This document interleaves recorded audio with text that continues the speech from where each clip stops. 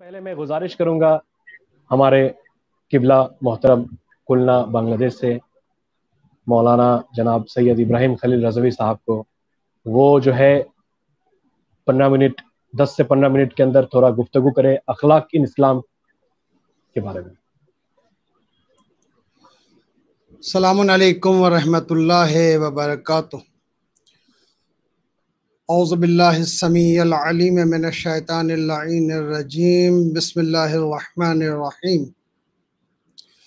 الحمد للہ الذی انزل الفرقان علی عبدہ لیکون للعالمین نذیرا، والصلاة والسلام علی من جعلہ شاہدا ومبشرا ونذیرا وداعیا الی اللہ بإذنہ وسراجا منیرا،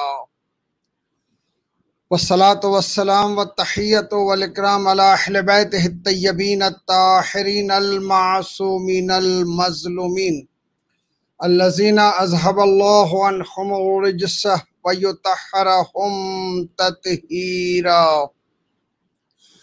الا لعنۃ اللہ علی اعدائہم اجمعین من یومنا ھذا الی قیام یوم الدین۔ بسم اللہ الرحمن الرحیم۔ قال رسول اللہ صلی اللہ علیہ وآلہ انما بعثت لأتمم مکارم الاخلاق۔ آج کی رات انتہائی بابرکت رات ہے، اس لیے کہ آج کی جو شب ہے وہ شب 11 ذی القعدہ ہے، اور 11 ذی القعدہ ثامن الحجج امام رضا علیہ السلام کا یوم ولادت۔ میں اس موقع پر امام زمان اجل اللہ تعالی فرجہ الشریف، رہبر معظم انقلاب، مراجع اعظام، علماء اکرام، مومنین اکرام کی خدمت میں مبارکباد پیش کرتا ہوں۔ اللہ رب العالمین ہمیں ان کی شفاعت نصیب فرمائے۔ الحجت فاؤنڈیشن کا نہایت مشکور ہوں کہ انہوں نے اس حقیر کو موقع فراہم کیا ایک اہم موضوع پر، جبکہ ہمارے حوزے کا ماحول یہ ہے کہ جو اخلاق میں سب سے زیادہ افضل ہو، متدین ہو، اسے درس اخلاق دینے کا حق ہوا کرتا ہے۔ تو ظاہر ہے کہ ہم اس کے اہل نہیں ہیں، لیکن اس کے باوجود بھی بہرحال شاید چند کلمات خود ہمارے اپنے دل پہ اثر انداز ہو جائیں اس رات کی برکت سے۔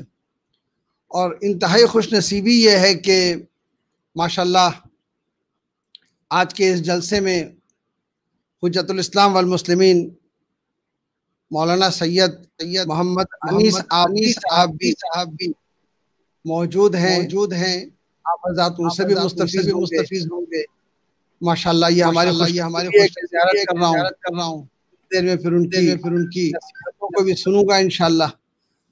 تو جو نہایت اہم موضوع کا انتخاب کیا گیا ہے آج کے ٹاپک کے اعتبار سے، وہ ہے اخلاق۔ پیغمبر اسلام صلی اللہ علیہ وآلہ وسلم اپنی بعثت کا مقصد یہ بتلا رہے ہیں کہ میری مقصد کا بعثت اگر کچھ ہے تو وہ یہ ہے کہ اخلاق کو اتمام کی منزل تک پہنچاؤں، کیونکہ اس کے ساتھ انما لگا ہوا ہے۔ انما جو ہے وہ حصر پہ دلالت کرتا ہے، انما بعثت، بعثت کا بس ہدف یہی ہے کہ اخلاق کو تکمیل تک پہنچایا جائے۔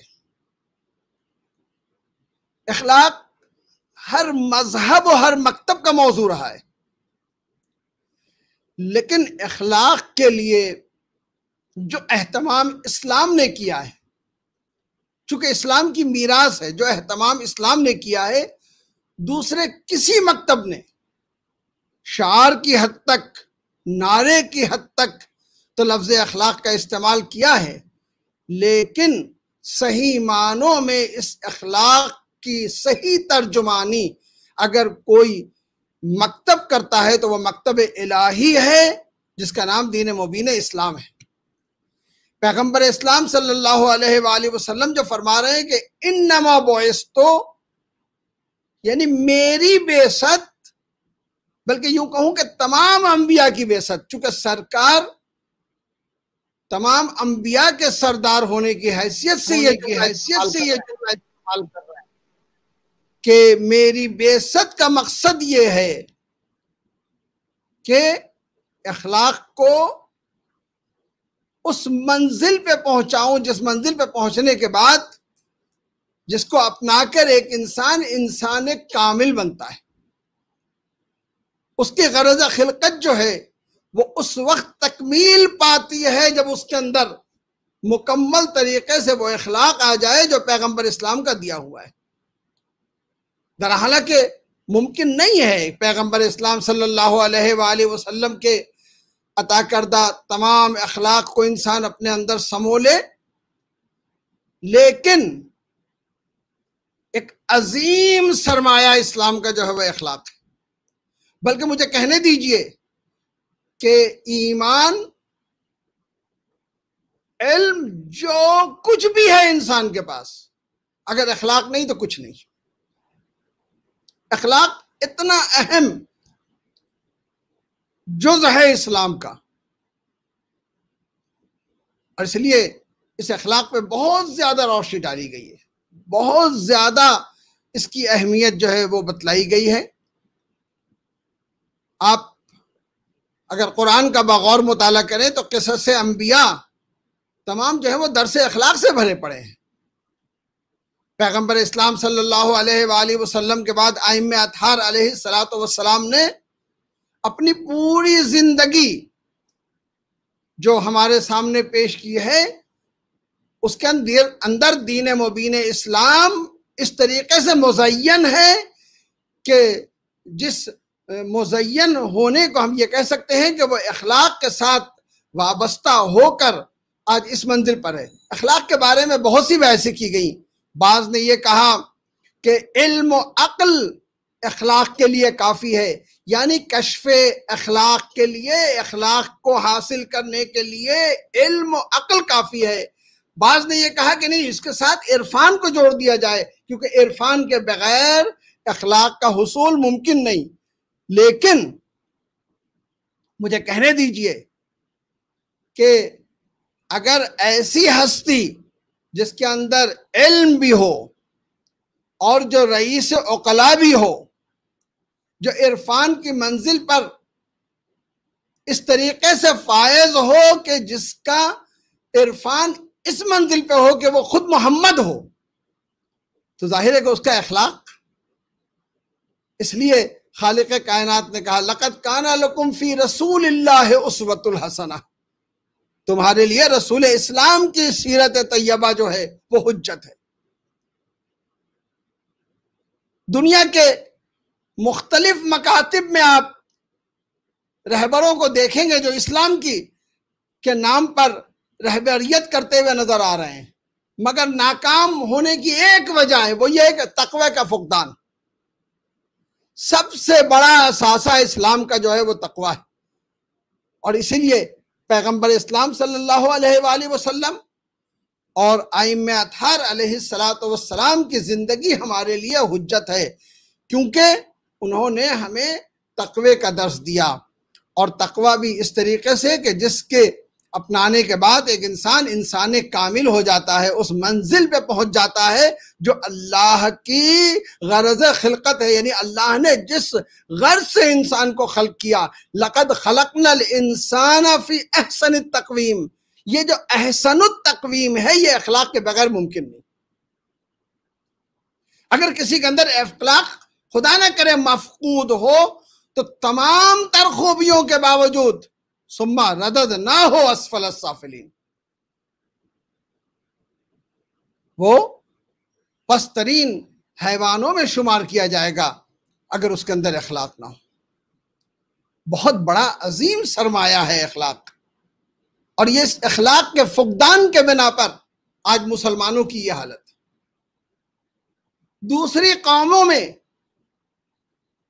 جو بھی تھوڑا سا اخلاق پایا جا رہا ہے، جھوٹ کو نفرت کرنا، یہ ساری چیزیں فطری ہیں، انسان کی فطرت میں اللہ رب العالمین نے ڈال دی ہے۔ کلو مولد یولد علی فطرت الاسلام، ہر بچہ اسلامی نیچر پہ پیدا ہوتا ہے، اور اسلام نے اس کے اندر اخلاق اس کے نیچر میں رکھ دیا ہے، جس کے بنا پہ ہر قوم میں اخلاق کا کچھ نہ کچھ مطلب یہ کہ آپ کو منظر نظر آئے گا کہ کچھ نہ کچھ اخلاق ہر قوموں میں موجود ہے۔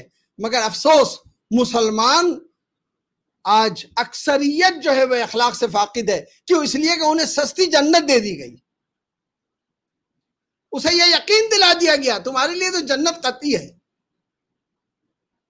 ذرا حالانکہ پیغمبر اسلام صلی اللہ علیہ وآلہ وسلم کے بس میں بیٹھنے والوں کو خالق کائنات یہ کہہ کے ٹوک دیتا ہے، لا ترفعوا اصواتکم، دیکھو اپنی آواز کو پیغمبر اسلام کے سامنے بلند نہ کرنا۔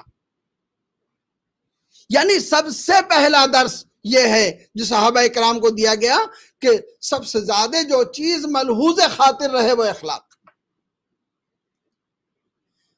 ائمہ اطہار علیہ السلام اخلاق پر اتنی اہمیت کہ امام جعفر صادق علیہ السلام کا ایک غلام وہ اپنے غلام کو، یعنی امام کا ایک صحابی اپنے غلام کو نازیبا الفاظ کہتا ہے، یعنی نعوذ باللہ زبان سے ادا کرنا نہیں چاہتا ہوں، ناجائز اولاد کہتا ہے۔